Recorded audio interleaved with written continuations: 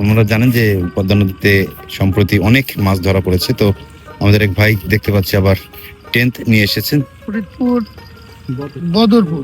বদরপুর। আজকে দিয়ে কয়দিন আসলেন এখানে? আজকে দিয়ে কদিন 6 দিন হয়। প্রথম পাইছি একটা রুই, আর পরবর্তীতে পাইছি হলো একটা বোয়াল। এই সফরটা আশা করি 3 দিনের হবে। কয়জন আসছেন? আমি আমার ছেলে। ও, বাপ বেটার মাছ শিকার। ছেলে চার ফেলতেছে।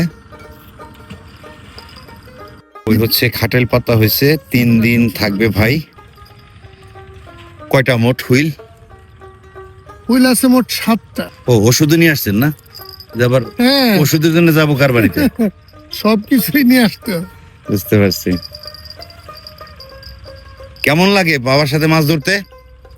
খুব ভালো। হ্যাঁ, আপনি কি হিট করাইছেন তো একটা এ পর্যন্ত? হ্যাঁ, করছিলাম কয়টা একটা পাঙ্গাস মাছ। পাঙ্গাস? এইখানে না, এখানে না, কবিরপুরে। অন্যান্য কোথায় মারছেন এর আগে?